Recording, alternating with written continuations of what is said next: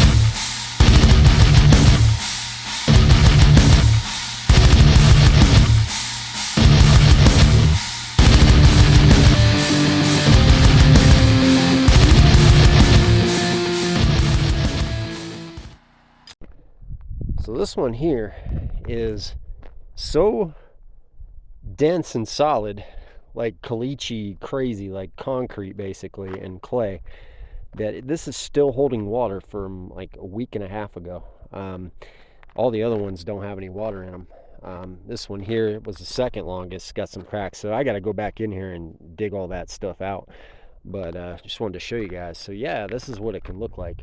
It can get pretty gnarly digging in this stuff, and you know, I'm sure a lot of people watch this and wonder why I don't use certain things like an auger or something like that, but you just have to understand, like, look at the rocks, and not just rocks, I mean these are stones that we pull out of here. Okay, and those augers, man, it just causes a lot of problems. Now, if I had a PTO on the back of my tractor, I would probably at least attempt it. They have all kinds of implements for this kind of thing. But generally speaking, by the time I figured it all out and everything else, it's just as easy for me to just get the jackhammer and finish it up.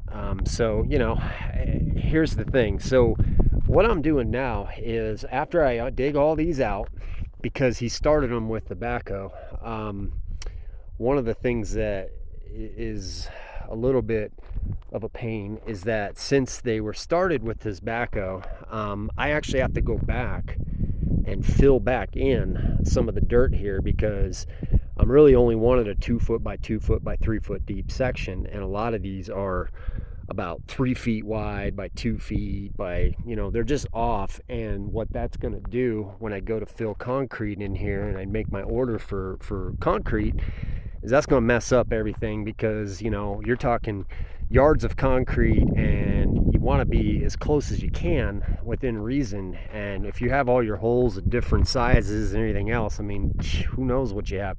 And it costs a lot more money. My rough calculations is that by not filling these back in, it cost me $700 to $800 in additional concrete that I don't need.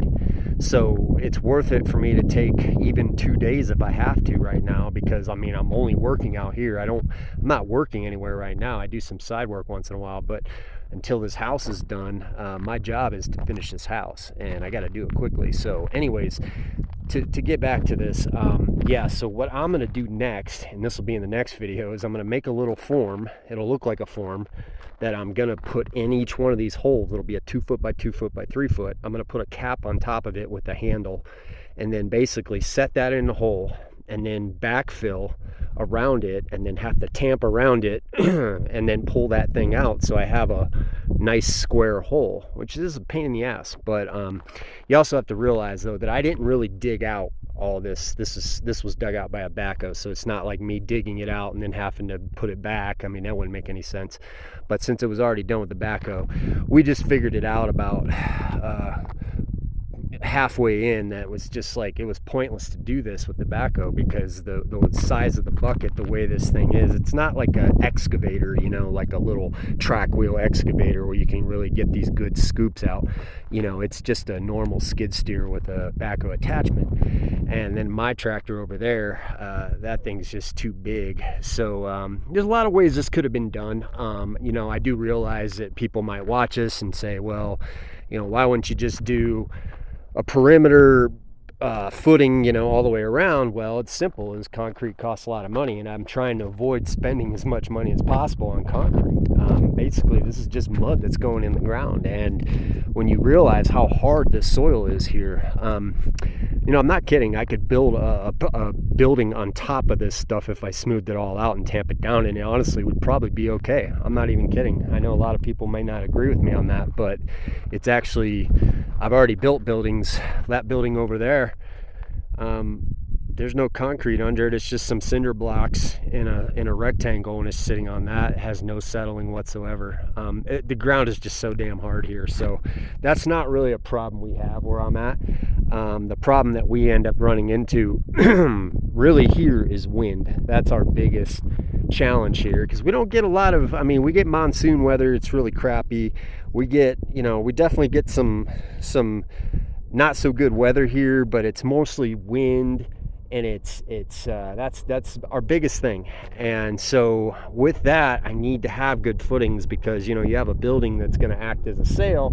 It's tempting sometimes where I'm at. The reason I say all this, because a lot of you guys might not even relate with what I'm talking about, is that because I'm off grid, and because I live in an area where I have an opt-out from permitting, and means that I can kind of be my own general contractor here and just do things as I see fit, as long as it's up to code, quotes.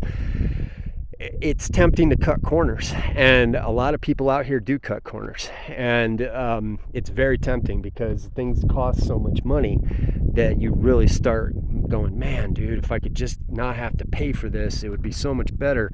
And you start running into that risk out here, and that's why I would say where I'm at, some of the houses are not really built to high standards for some people. But on the flip side of that, I think people should be able to build how they want. I think if somebody wants to live in a house and that's what they can afford to do, I think that's what they should be allowed to do. That's my personal belief. So I don't slam on those people at all. I would just say that it becomes kind of a inner conflict with me, anyways, sometimes, because I know I could get away with doing things cheaper, by not doing these extra things, and by just calling it good, kind of thing. But you start to understand, like, you're like, as you get into building more and more, you start to realize, you're like, but if I don't do this, this is going to happen, and this is going to happen. And you start seeing it with other buildings you've built, some things that you made mistakes on, and all that good stuff. And that's why one of the things I recommend highly, if you come out to build a homestead and live off grid, get some practice under your belt.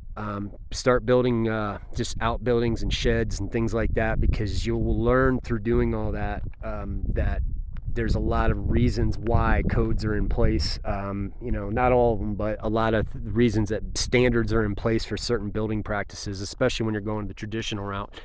And that you should also try to apply those traditional things that are done to your alternative builds as well, because even though it's an alternative build, you still want to have a solid foundation. You still want to have a solid basic engineering on walls and things like that. So there's a lot of things out here that, like I said, you really run the risk of that doing what I'm doing. I would say that's a big thing that probably a lot of people don't talk about, but it is definitely something that a lot of people that do what I do can relate to this. You just, like I said, you just sometimes want to just say, I'm good, just maybe not dig that 18-inch trench and just dig it, 6 inches or something like that. But, anyways, but I'm gonna get back to work here.